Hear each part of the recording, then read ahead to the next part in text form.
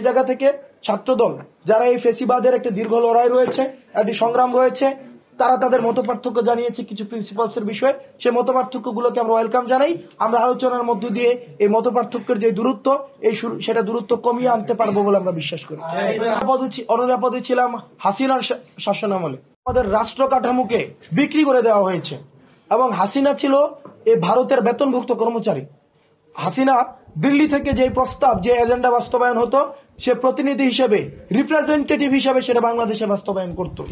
সেই জায়গা থেকে এই হাসিনার গত 16 বছরের প্রশাসন, আইন ব্যবস্থা, বিচার ব্যবস্থা, রাষ্ট্র কাঠামো, মসজিদ থেকে মন্দির, পতিতালয় থেকে সচিবালয়, সবকিছুকে সে হচ্ছে ফেসিবাদী শক্তির মধ্য দিয়ে সে হচ্ছে এককেন্দ্রিক করে ফেলেছিল।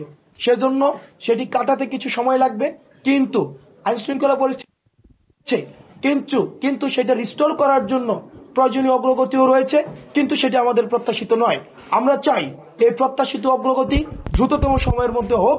আর যারা বাধা দিচ্ছে, যারা যদি অগ্রগতিতে কোনো রাজনৈতিক পক্ষ, এই ফেসিবাদের কোনো পক্ষের শক্তি এবং গণঅভ্যুত্থানের বিপক্ষের শক্তি কেউ যদি বাধা দিয়ে থাকে, তাদের পরিচয় এই জাতির সামনে প্রকাশ করা হোক।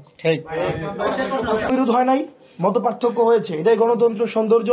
গণতন্ত্র, সবাই কোনো বিষয়ে একমত, এটা একটি অস্বাভাবিক অবস্থা। এবং এটা হচ্ছে হাসিনার স্ট্র্যাটেজি। হাসিনার স্ট্র্যাটেজি হচ্ছে পুরো দেশকে, পুরো জাতিকে, একদম জাতি ধর্ম বর্ণ নির্বিশেষে সবাইকে মুজিববাদে বিশ্বাস করানোর জন্য এক ধরনের তার প্রক্রিয়া ছিল।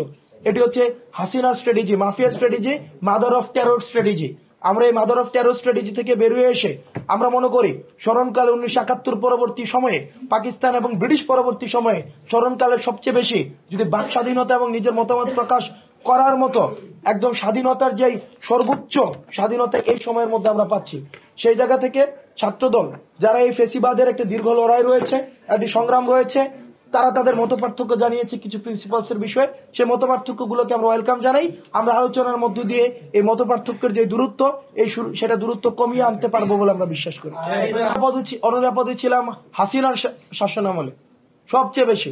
আমরা মৃত্যুকে সামনে রেখে হাসিনার শাসনামলে প্রশাসন কাঠামো, রাষ্ট্রের যত আইন শৃঙ্খলা রক্ষাকারী বাহিনী, ইন্টেলিজেন্স উইং, সবকিছু আমাদের বিপক্ষে ছিল। তা আমরা আমাদের লড়াই সংগ্রাম আমরা অব্যাহত রেখেছি। আমাদের যেই প্রোটেকশন, আমাদের প্রোটেকশন হচ্ছে জনতা, আমাদের প্রোটেকশন হচ্ছে ছাত্রনাগরিক। আমরা এখনো পর্যন্ত এই রাষ্ট্র কাঠামো থেকে কোনো ধরনের রাষ্ট্রীয় কাঠামোর প্রোটোকল চাই নাই। আমাদের প্রোটোকল হচ্ছে জনগণ, আমাদের প্রোটোকল হচ্ছে গণঅভ্যুত্থানের পক্ষের যে স্পিরিটের শক্তি। সুতরাং আমাদের নিরাপত্তায় জনগণ দিবে, আমাদের নিরাপত্তা ছাত্র নাগরিক দিবে। এবং আমরা বাংলাদেশের পক্ষের শক্তি, বাংলাদেশের স্বাধীনতা, সার্বভৌমত্ব, অখণ্ডতা, বাংলাদেশের প্রশ্নে যারা হচ্ছে এক ঐক্যবদ্ধ, সেই পক্ষের শক্তি হচ্ছে আমরা। সুতরাং আমাদের নিরাপত্তা নিয়ে জনগণ ভাববে, সেটা খুব স্বাভাবিক, এবং তারাই সেটাকে এনশিওর করবে। হচ্ছে আমাদের কাছে যে হাউস অফ টেরোরিস্ট, তারা হচ্ছে ভারত হচ্ছে হাউস অফ টেরোরিস্ট, জঙ্গিবাদের একটা আস্তানা হচ্ছে ভারত।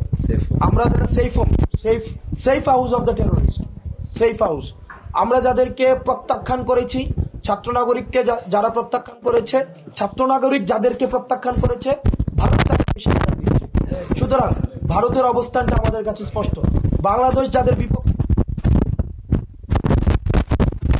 যেই ডিপ্লোম্যাটিক স্ট্র্যাটেজি, এই স্ট্র্যাটেজি আমাদের কাছে প্রশ্নের, আমরা তাদেরকে এই ডিপ্লোমেসিকে আমরা প্রশ্ন করি, তাদের স্বাধীনতা সার্বভৌমত্বকে তারা প্রশ্ন করছে।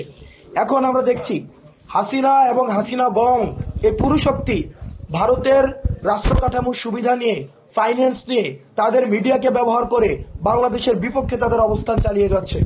সেই জায়গায় আমরা আমাদের আন্দোলন অব্যাহত রাখছি, লড়াই সংগ্রাম অব্যাহত আছে। একই সাথে আমাদের মিডিয়াতে আপনারা যারা রয়েছেন, আপনাদের সরব উপস্থিতি আমাদের প্রয়োজন।